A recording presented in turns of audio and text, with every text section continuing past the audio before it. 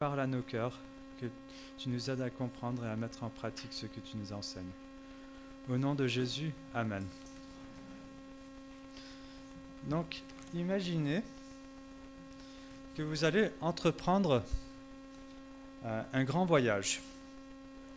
Eh bien, vous allez peut-être amener quelques prévisions ou provisions. Donc, lesquelles ?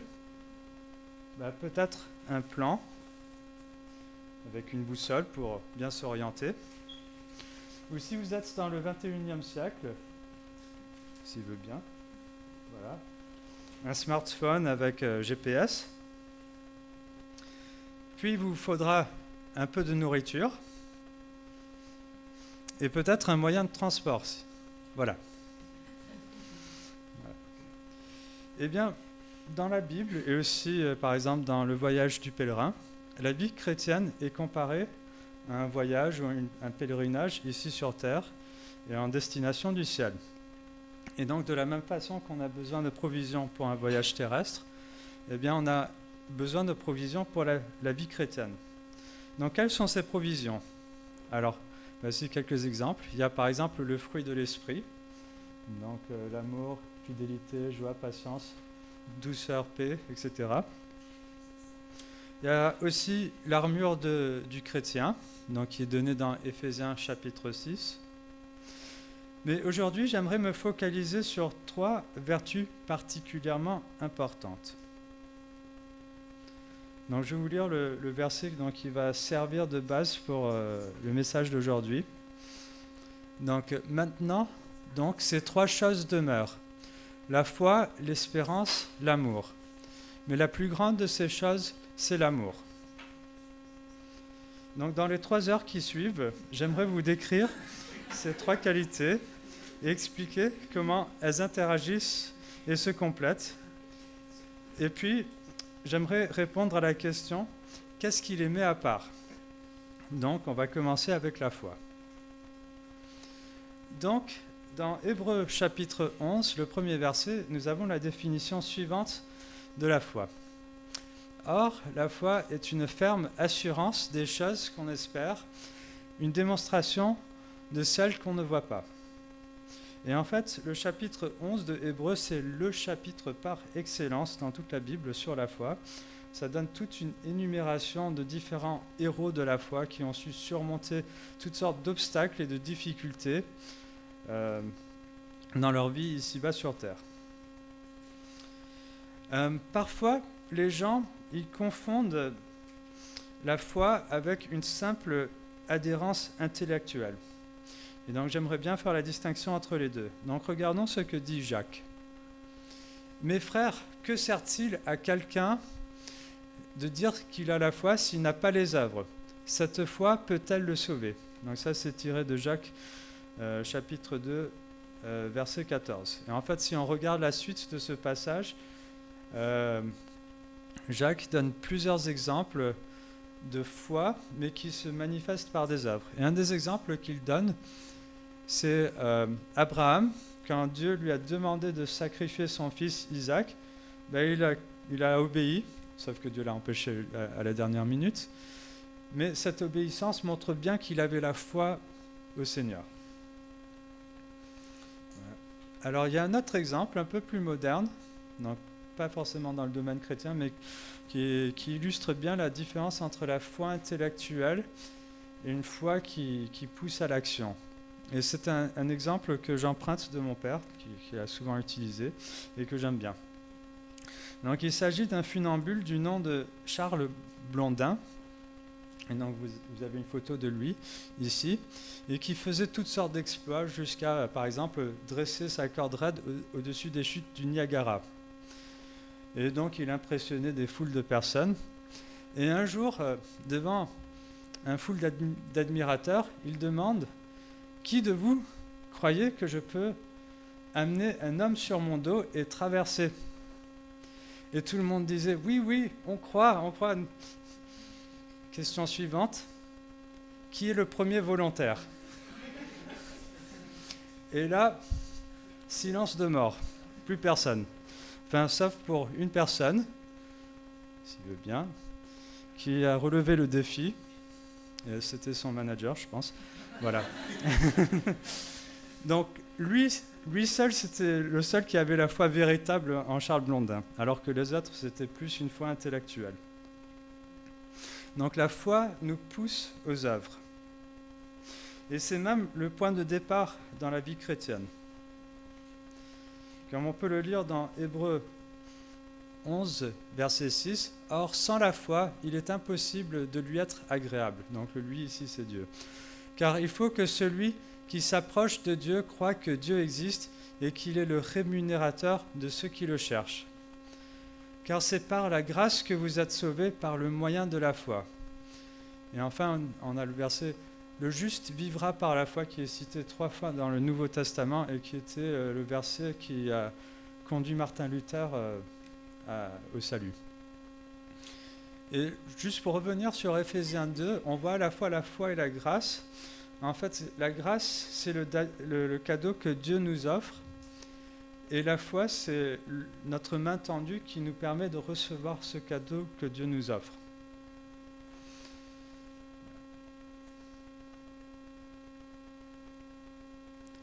Alors, quel degré de foi ?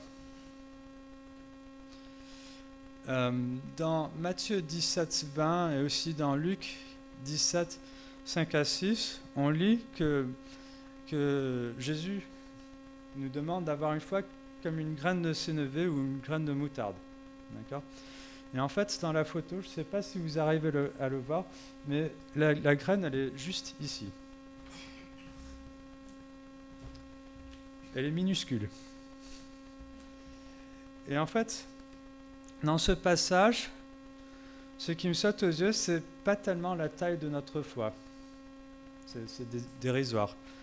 Mais c'est plutôt la personne en qui nous plaçons notre foi. C'est quand on place notre foi dans un grand Dieu, Dieu va accomplir de grandes choses. Et c'est plutôt ça qui est important. C'est la personne en qui nous plaçons notre foi. Alors j'ai aussi mis une photo d'un arbre à côté. Donc ça c'est un arbre de moutarde, donc qui peut provenir d'une graine aussi minuscule comme ça. Et ça montre que aussi la foi, elle peut grandir, et même si elle est un commencement modeste, elle peut se développer et nous aider à grandir dans notre vie chrétienne et notre marche avec le Seigneur. Donc j'ai déjà un peu parlé de ceci, mais la foi en qui ? Eh bien dans le Seigneur Jésus. Donc je lis un extrait du verset 2 d'Hébreux 12. « Ayant les regards sur Jésus qui suscite la foi et l'amène à la perfection. » D'accord ? Donc c'est Jésus qui suscite notre foi. Voilà. Alors maintenant, j'aimerais passer à l'espérance. Donc j'essaie de proposer une définition. Donc c'est une attente heureuse ou une anticipation heureuse d'un objectif ou d'un aboutissement. Mais l'espérance peut être aussi la personne ou la chose en laquelle on place cet espoir ou cette espérance. D'accord ? Alors, où est-ce qu'on peut trouver l'espérance dans la Bible ? Je dirais un peu partout. Je vais vous montrer quelques versets intéressants. On peut penser à Philippiens 3,14. « Je cours vers le but pour remporter le prix de la vocation céleste de Dieu en Jésus-Christ. » Philippiens 3,14. Même je vais lire à partir du verset 12 parce que ça donne un peu plus de précision. « Ce n'est pas que j'ai déjà remporté le prix ou que j'ai déjà atteint la perfection, mais je cours pour tâcher de le saisir, puisque moi aussi j'ai été saisi par Jésus-Christ. Frère, je ne pense pas l'avoir saisi, mais je sais une chose, oubliant ce qui est en arrière et me portant vers ce qui est en avant, je cours vers le but pour remporter le prix de la vocation céleste de Dieu en Jésus-Christ. » Il y a aussi d'autres passages. Colossiens 1,27, je vais le lire en entier. « Dieu a voulu leur faire connaître la glorieuse richesse de ce mystère parmi les païens, savoir Christ en vous, l'espérance de la gloire. » Et encore dans Colossiens chapitre 3, je vais lire les 4 premiers versets. Si donc vous êtes ressuscité avec Christ, cherchez les choses d'en haut, où Christ est assis à la droite de Dieu. Attachez-vous aux choses d'en haut et non à celles qui sont sur la terre. Car vous êtes morts et votre vie est cachée avec Christ en Dieu. Quand Christ, votre vie, paraîtra, alors vous paraîtrez aussi avec lui dans la gloire. Donc, nous avons un objectif céleste et cette attente heureuse d'être dans la présence du Seigneur, d'être récompensé par le Seigneur, c'est ça notre espérance. Et l'espérance, elle va avoir un rôle très utile dans la vie chrétienne parce qu'elle va nous aider à tenir face à l'épreuve. Donc, je vais reprendre Hébreux chapitre 12. Cette fois-ci, je vais lire les 3 premiers versets parce que ça donne l'exemple de Jésus. Et ça se réfère aussi au chapitre 11 où il y a les héros de la foi. Nous donc aussi, puisque nous sommes environnés d'une si grande nuée de témoins, rejetons tout fardeau et le péché qui nous enveloppe si facilement et courons avec persévérance dans la carrière qui nous est ouverte, ayant les regards sur Jésus qui suscite la foi et l'amène à la perfection. En échange de la joie qui lui était réservée, il a souffert la croix, méprisé l'ignominie et s'est assis à la droite du trône de Dieu. Considérez en effet celui qui a supporté contre sa personne une telle opposition de la part des pécheurs, afin que vous ne vous lassiez point l'âme découragée. Donc Jésus, il avait un objectif en tête, et c'était de nous racheter et de nous sauver. Et c'est ça qui l'a conduit jusqu'au bout, malgré l'épreuve que représentait la croix. Nous avons aussi un deuxième passage, c'est 2 Corinthiens 4, 16 à 18. Je vais vous le lire. C'est pourquoi nous ne perdons pas courage. Et même si notre homme extérieur se détruit, notre homme intérieur se renouvelle de jour en jour, car nos légères afflictions du moment présent produisent pour nous, au-delà de toute mesure, un poids éternel de gloire, parce que nous regardons non point aux choses visibles, mais à celles qui sont invisibles. Car les choses visibles sont passagères, et les invisibles sont éternelles. Et enfin, nous avons aussi Hébreux 6, 19 et 20. Je vais lire Hébreux 6, 19. Cette espérance, nous la possédons comme une ancre de l'âme sûre et solide. Elle pénètre au-delà du voile, là où Jésus est entré pour nous comme précurseur, ayant été fait souverain sacrificateur pour toujours, selon l'ordre de Melchisédek. Donc l'espérance nous aide à tenir face à l'épreuve, elle nous donne de la stabilité, comme cela est dit dans ce verset. On peut penser aussi à tout le livre d'Apocalypse. Je vais rappeler juste le contexte. L'Apocalypse a été écrit à un moment où il y avait beaucoup de persécutions contre les chrétiens. Il me semble que c'était à l'époque de Néron. Enfin bon, c'était un temps très compliqué et difficile pour les chrétiens. Et en fait, quand on lit le livre d'Apocalypse, même s'il y a des choses qui sont compliquées à comprendre, parce qu'il y a beaucoup de prophéties et tout ça, une chose qui ressort de ce livre, c'est que Dieu est souverain, même si les choses, pour le moment, semblent aller de travers. Dieu, il aura le dernier mot. Et ça, c'est une espérance qui nous aide à tenir, même si en ce moment présent, c'est difficile. L'espérance joue encore un autre rôle. Elle participe à notre sanctification. Donc je vais vous lire 1 Jean 3, les versets 2 et 3. Bien-aimés, nous sommes maintenant enfants de Dieu, et ce que nous serons n'a pas encore été manifesté. Mais nous savons que lorsqu'il paraîtra, nous serons semblables à lui, parce que nous le verrons tel qu'il est. Quiconque a cette espérance en lui se purifie comme lui-même est pur. Donc on voit le rôle positif de l'espérance.